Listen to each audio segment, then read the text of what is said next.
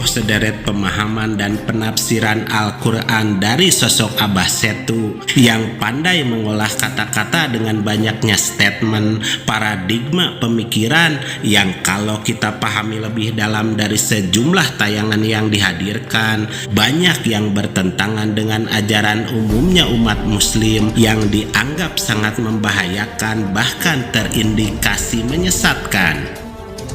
Sejumlah pernyataan kontroversial dan dianggap nyeleneh Abah Setu yang seolah menjamin masuk surga meski tidak sholat, tapi menyebut kiamat itu tidak ada, menganalogikan Islam agama Dajjal yang adalah budaya Arab, haji adalah sebagai ladang bisnis dan penipuan besar-besaran, serta banyak lagi dugaan pemahaman dan pemikiran dari Abah Setu yang cukup mengejutkan. Banyaknya ajaran menyimpang yang berbahaya terkait akidah umat hingga marak tokoh Islam ikut angkat bicara. Inilah yang menjadi wajib untuk kita mengungkap siapa sebenarnya Abah Setu yang viral, hingga Buya Yahya menegaskan hal penting terkait ini. Selengkapnya mari kita bongkar dengan menyimak sampai selesai agar tidak salah paham. Nah, si Setu ini perkataannya itu ngawur. Yang saya lihat dari banyak sekali perkataannya itu yang bersangkutan ini madhabnya, kalau kita lihat di dalam kitab-kitab akidah, kitab-kitab kalam, itu adalah batiniyah. Jangankan di akhirat, di dunia saja orang seperti ini tidak mau dipintai pertanggungjawabannya, dan saya sudah membuktikan hal itu. Kasihan kepada yang dengar. Orang yang dengar itu cuma gini aja, bengong aja, dengerin dan pura-pura paham dan seperti mengikuti apa yang dikatakan oleh si Setu. Padahal tatkala kamu mendengarkan orang-orang seperti ini, kamu tidak mendapatkan pengetahuan apapun selain kamu itu hanya menguatkan sangkaan yang sebelumnya sudah ada di dalam diri kamu sebelum kamu itu mendengarkan orang macam si Setu ini. Itu pikirnya siapa Setu? Didengarkan sama kamu ya, orang-orang yang pesantren enggak, ngaji tafsir kagak, bahasa Arab enggak tahu, ilmu akidah acak-acakan, kemudian mabuk-mabuk ya kafir kamu itu. Kafir. Loh, apa kok mudah sekali mengkafirkan orang? Bukan mudah sekali mengkafirkan orang, memang orang itu ada yang kafir, ada yang enggak. Dan yang seperti ini itikadnya jelas kafir. Sekarang begini, bagaimana dia itu bisa memiliki akses terhadap ilmu seperti itu apabila dia tidak memiliki alat-alat untuk mengaksesnya? Kalau mau dikatakan, oh ini dari siapa? Dari Allah Subhanahu wa Ta'ala langsung, dia sudah mengaku sebagai nabi. Karena yang mendapatkan ilmu dari Allah Subhanahu wa Ta'ala itu pun tidak langsung ya melalui malaikat Jibril, itu hanyalah para nabi dan para rasul. Jadi orang yang mengaku punya ilmu langsung dari Allah itu adalah orang-orang yang mengaku nabi dan rasul, meskipun dia tidak secara sharih mengaku nabi dan rasul, maka dia itu sesat dari situ. Di era ketika satu potongan video yang mengguncang akidah ribuan orang, sebuah seruan mencuat dari Abah Setu yang tidak datang dengan karya ilmiah atau prestasi, melainkan membawa martil yang menghantam pondasi paling suci dalam keyakinan umat. Hingga banyak yang menyebut ini dakwah atau sebuah misi pembongkaran agama Islam dari dalam. Datang dari Kiai Haji Asep Setiawan yang memiliki gelar insinyur yang melekat hingga memberi kesan intelektual, sementara sorban dan posisi pengasuh pesantren memberikan legitimasi langit. Abah Setu adalah sang maestro dalam mengolah kata. Ia memiliki gaya bicara yang tenang dan retorika yang pintar serta begitu halus hingga kata-kata yang sesat dan menyesatkan terdengar seperti kebenaran yang biasa. Namun di balik ketenangan itu ada opini berpola pikir liar. Ia diduga tidak lagi menafsirkan agama berdasarkan kitab, melainkan berdasarkan pemahaman dan tafsiran sendiri yang berani menabrak segala batas.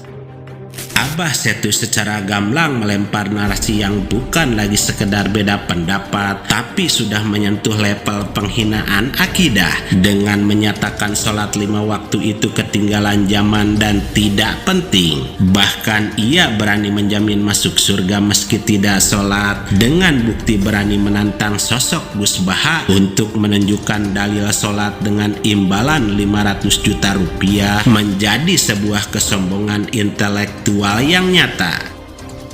Selanjutnya Abah Setu menyerang institusi haji dengan mengatakan bahwa baginya naik haji adalah penipuan besar-besaran dan menyebut Hajar Aswad hanyalah batu meteor, hingga menurutnya Ka'bah di Mekah akan segera dihancurkan. Dan puncaknya, ia menyebut agama hanyalah karangan manusia, azab kubur itu tidak ada, dan Islam dianalogikan sebagai agama Dajjal yang sekedar budaya Arab semata, hingga meramalkan kiamat akan terjadi tahun 2000 mendatang menjadi sebuah keberanian yang melampaui batas kewarasan ilmu agama.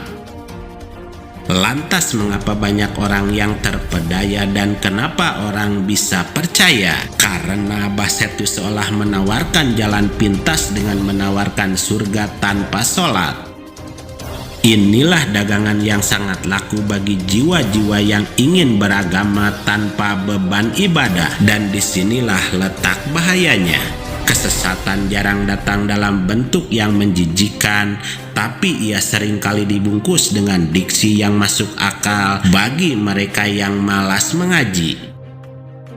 Melihat ramai komentar beragam hingga pentingnya penjelasan lengkap terkait semua yang dihadirkan serta siapa Abah Setu sebenarnya, inilah penjelasan Buya Yahya yang menegaskan satu hal penting terkait ini.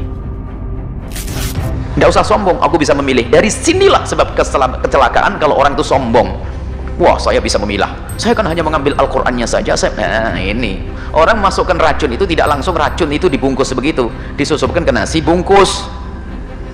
Baru nanti racun. Jadi kalau ada orang ingin meracuni Anda, tidak langsung, hei racun ini makan, nggak mau. Ini makanan enak. Itu. Jadi sampaikan kepada sahabat Anda, tidak boleh sombong. Belajar akidah, belajar apapun dari orang. Kalau belajar ilmu agama dari orang yang sesat, berarti Anda daftar sesat. Kecuali Anda belajar nukang dengan orang yang beragama lain pun ya sama, arsitek, ilmu-ilmu yang lain itu nggak apa-apa.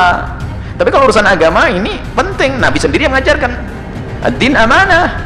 Amanat din itu amanat din untuk dirimu sendiri, karena keselamatanmu dengan agama. Faltandur amman ta'khud dinak.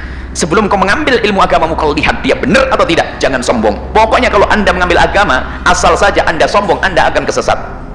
Nggak usah, oh itu kan saya pilih, saya kan punya basic. Ya salam, punya basic, punya dasar, hebat bener ini sombong. Nggak usah belajar, ngajar aja kalau gitu. Ini banyak. Biasanya orang-orang sudah mulai otaknya sudah mulai intelek, mulai berkembang. Jadi sudah mulai ngaco belajarnya, asal orang. Yang penting saya ngambil ilmunya yang benar saja. Yang benar aku ambil, yang salah aku tinggalkan. Kok sombong bener? Memang kamu pasti tahu mana yang benar dan mana yang salah. Kalau sudah tahu benar yang salah, kamu ngajar dia, bukan kamu belajar. Ini nasihat untuk semuanya. Jangan main-main urusan agama. Harus benar-benar Anda ambil. Makanya dalam kitab harus benar-benar Anda ambil dari orang yang sudah Anda jelas. Bukan sekedar ilmunya juga, bahkan akhlaknya pun Anda harus tahu. Sebab at-tabi'at tasriqu at-tabi'ah, watak karakter itu akan nular, niru. Sehingga dalam kitab Ta'lim Muta'alim itu Zarnuji Syekh Zarnuji mengajari sebelum kamu belajar kamu harus lihat. Sehingga dudukmu dengan dia saja, dengan guru tersebut sudah mempengaruhi perilakumu. Belum lagi ilmunya nanti. Makanya jangan sombong. Makanya yang ngurusi masjid, hati-hati, ini perlu kami sampaikan. Yang ngurusi masjid ini biasanya ada orang sok moderat, intelek, terbuka. Semua orang dimasukkan ke masjid. Ini berbahaya sekali. Ini pengurus masjid yang paling berbahaya, ngerusak umat. Jangan sok modern, moderat, hebat. Tertipu tuh manusia. Makanya seorang pengurus masjid harus ketat. Akidah bener enggak? Mau ngisi? Nggak bisa. Harus seperti itu. Pengurus masjid, dengar ini semuanya. Kami rindu Anda juga menyelamatkan orang. Bukan hanya gelarnya pengurus masjid, akan tapi gayanya terbuka. Hanya gara-gara punya gelar 16 dijajar langsung diundang. Menyesatkan. Jadi Anda mendatangkan ustadz, harus Anda tahu akidahnya sama dengan umat. Fikihnya kalau bisa sama, harus. Mungkin masalah fikih perbedaan. Anda mengundang, mungkin Anda Syafi'i, mungkin Maliki, tapi jangan ngomong masalah fikih. Karena Maliki yang akidahnya sama, Asy'ari, oke, bicara tentang akidah. Jadi ini jangan main-main, hei pengurus masjid. Ini kan banyak hancurnya umat nih. Kenapa ada perubahan masjid ini? Gara-gara pengurusnya sok moderat, orang sombong dia. Terbuka, kita kan terbuka. Islam kan terbuka. Dibobol maling kamu. Ini saya gemes betul dengan sebagian. Karena apa? Umat ini perlu dijaga, jangan dibikin gerah mereka. Jangan dibikin pusing dengan orang-orang baru yang aneh-aneh. Ini umat perlu dijaga. Anda jadi pengayom umat atau pengen bikin gerah umat? Itu. Dan jika dunia hari ini dipenuhi dengan uang palsu, jangan habiskan energimu hanya untuk mempelajari setiap jenis kepalsuan itu. Cukup kenali ciri-ciri uang yang asli, maka yang palsu akan terlihat menjijikan dengan sendirinya. Tanggapan Buya Yahya yang membahas secara umum dan bukan membahas Abah Setu secara langsung sebagai asupan dan pencerahan bagi kita semua, seolah menunjukkan sejumlah ungkapan Abah Setu yang dianggap sesat dan menyimpang nyatanya tidak layak dan jauh dari anggapan banyak orang sebagai ahli agama yang kini akhirnya ramai para tokoh Islam meminta umat muslim untuk meninggalkan ajaran Abah Setu tersebut. Sehingga pesan yang bisa kita ambil bahwa jangan mudah terpesona oleh gelar, penampilan atau suara yang paling lantang, karena kebenaran sejati punya silsilah yang jelas, punya dalil yang kokoh, dan punya adab yang luhur. Ingat bahwa ilmu yang benar adalah ilmu yang membuatmu semakin tunduk pada Allah, bukan yang membuatmu merasa lebih pintar dari syariatnya. Maka belajarlah pada guru yang menyambungkan hatimu ke Rasulullah, bukan yang memutus keyakinanmu dengan logika yang liar. Kebenaran mungkin terasa berat, namun ia menyelamatkan. Sedangkan kesesatan mungkin terasa manis, namun ia membinasakan. Maka waspadalah dan jaga akidah kita.